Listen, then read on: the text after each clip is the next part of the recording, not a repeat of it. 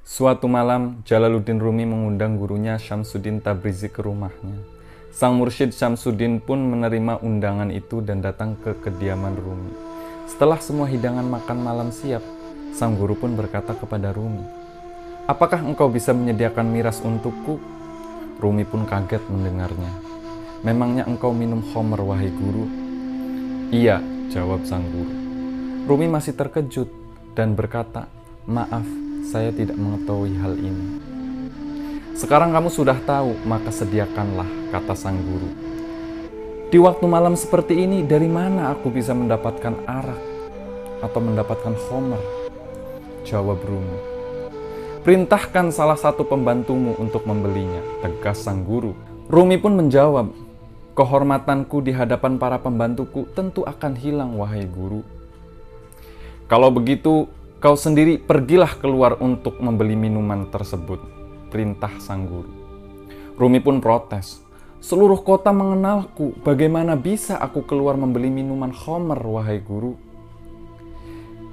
Guru pun menegaskan lagi, "Kalau kau memang muridku, kau harus menyediakan apa yang aku inginkan. Tanpa minuman, malam ini aku tidak akan makan, tidak akan berbincang, dan tidak bisa tidur." Karena kecintaan pada sang guru, akhirnya Rumi memakai jubahnya, menyembunyikan botol di balik jubah itu, dan berjalan ke arah pemukiman kaum Nasrani. Sampai sebelum ia masuk ke pemukiman tersebut, tidak ada satupun orang yang berpikir macam-macam terhadapnya. Namun, begitu ia masuk ke pemukiman kaum Nasrani, beberapa orang terkejut dan akhirnya mengikutinya dari belakang. Mereka melihat Rumi masuk ke sebuah kedai arak. Ia terlihat mengisikan botol minuman, kemudian ia sembunyikan lagi di balik jubah lalu keluar. Setelah itu, ia diikuti terus oleh orang-orang yang jumlahnya bertambah banyak. Hingga sampailah Rumi di depan masjid, tempat ia menjadi imam bagi masyarakat kota.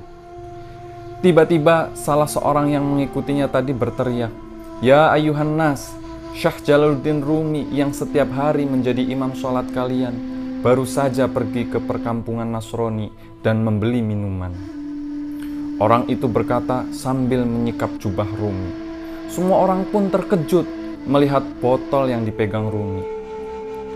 "Orang yang mengaku ahli zuhud dan kalian menjadi pengikutnya ini membeli miras dan akan dibawa pulang," imbuh orang tersebut. Orang-orang pun bergantian meludahi muka Rumi dan memukulinya hingga sorban yang ada di kepalanya lengser ke leher. Melihat Rumi yang hanya diam saja tanpa melakukan pembelaan, orang-orang semakin yakin bahwa selama ini mereka ditipu oleh kebohongan Rumi tentang zuhud, tentang takwa yang diajarkannya. Mereka tidak kasihan lagi untuk terus menghajar Rumi hingga ada juga yang berniat membunuhnya.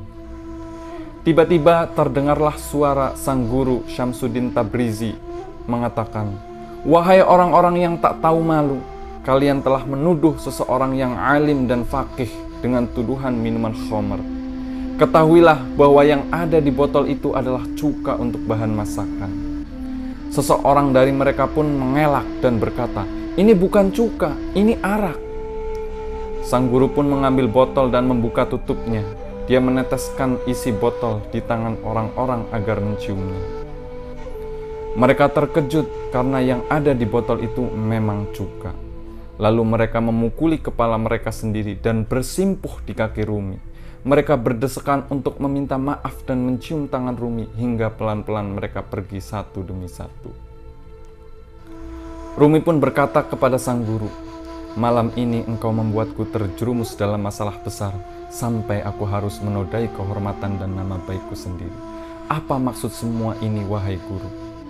Sang guru pun menjawab, "Agar kau mengerti bahwa wibawa yang kau banggakan ini hanya khayalan semata. Kau pikir penghormatan orang-orang awam seperti mereka ini sesuatu yang abadi?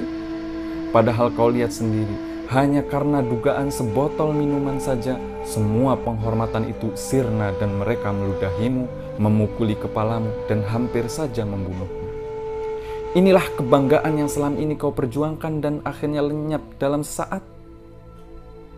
Maka bersandarlah pada yang tidak tergoyahkan oleh waktu dan tidak terpatahkan oleh perubahan zaman, yaitu bersandarlah hanya kepada Allah Subhanahu wa Ta'ala. Karena penghormatan dari manusia hanya sementara dan bersifat fana, sementara penghormatan Allah bersifat kekal, tak lekang oleh waktu dan kondisi.